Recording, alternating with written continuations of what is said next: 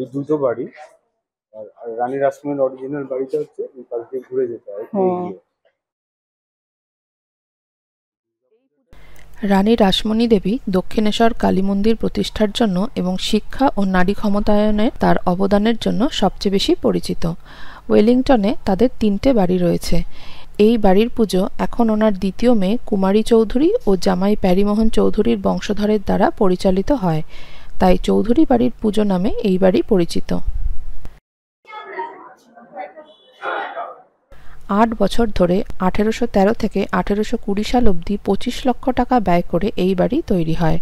শ্রীযুক্ত বাবু প্রীতরাম মার প্রথম এই দুর্গাপূজা প্রচলন করেন 1790 সালে। এক সময় পুজোতে কবিয়াল বসত। ভোলা ময়রা অ্যান্টনি ফিরিঙ্গি এখানে কবিয়াল করে গেছেন। রানী রাসমণির পৌত্র ব্রজগোপালের মেয়ে লাবণ্যলতার বিয়ে হয় বিজয়কৃষ্ণ হাজরার সাথে। এই বাড়ির পুজো এখন তাদের পরিবারের সদস্যরাই করে থাকেন। হাজরা বাড়ি নামেও পরিচিত এই বাড়ি। রানী রাসমণি বিয়ের পর এই বাড়িতেই প্রথম ওঠেন। 1836 সাল থেকে রানী পুজোর ভার গ্রহণ করেন।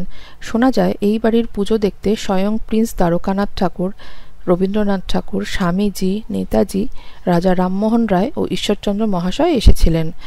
অন্যান্য বনেদি বাড়ির মূর্তি থেকে এই মূর্তি আকারে বড় আর হাতে গড়া। দেখতেও একটু আলাদা। মুখের রং শিউলি ফুলের বোটার মতন।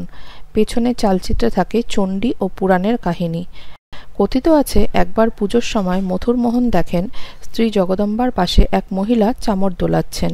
তিনি ভেবেছেন অতিথি, পরে জানতে পারেন ভাবাবস্থায় তিনি ছিলেন স্বয়ং রামকৃষ্ণ। আগে 40 মণ চালের নৈবেদ্য দেয়া হতো, এখন 1 মণ চালের নৈবেদ্য দেয়া হয় এ বাড়ির পুজোতে। 3টে বাড়ি খুব কাছাকাছি হাঁটা পথে। এখন চলে এলাম ছোট মেয়ে জগদম্বা আর জামাই মথুরা মোহন বিশ্বাসের বাড়ি। এই বাড়ির পুজো বিশ্বাস বাড়ির পুজো নামেও পরিচিত। মথুরা মোহনের বিয়ে হয় রানীর তৃতীয় মেয়ে করুণাময়ীর সাথে। করুণাময়ীর মৃত্যুর পর রানীর ছোট মেয়ে জগদম্বার সাথে তার আবার বিয়ে হয়।